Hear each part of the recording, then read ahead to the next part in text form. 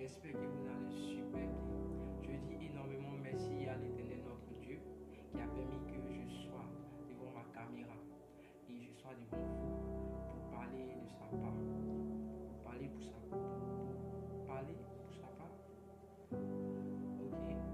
Aujourd'hui, le thème que nous allons aborder ensemble est sujet de beaucoup de débats au sein de la société, particulièrement entre les croyants.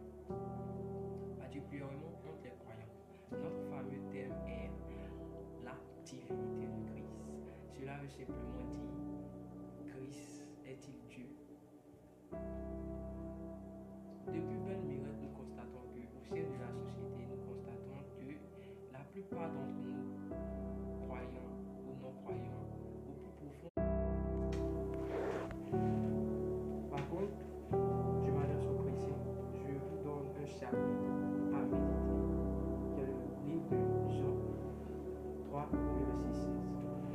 Ensuite, nous nous référons à notre livre C pour répondre aux questions: est-ce que Jésus est Dieu? Je réponds à ma réponse: oui, Jésus est Dieu. Si vous le permettez, je lis la parole de Dieu. Dans le livre de 2 Timothée 4, le verset 1er.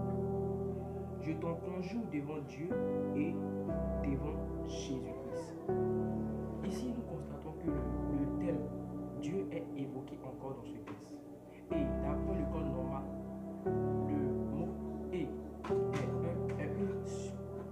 une conjonction de coordination.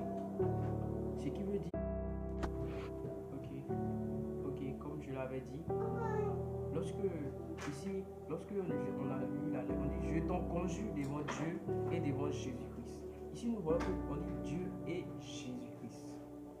D'abord, et est un connaisseur logique d'addition, comme je l'avais dit auparavant. C'est un connaisseur logique d'addition. Donc, quand on parle d'addition, on additionne deux mots.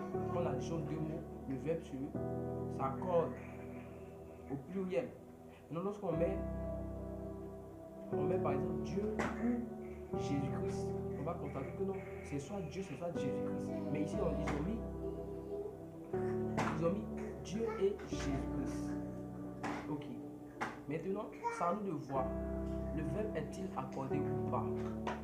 Là, on saura que j'ai pas envie de trop rentrer dans les détails, mais j'aimerais poser une question. C'est cette question que je vais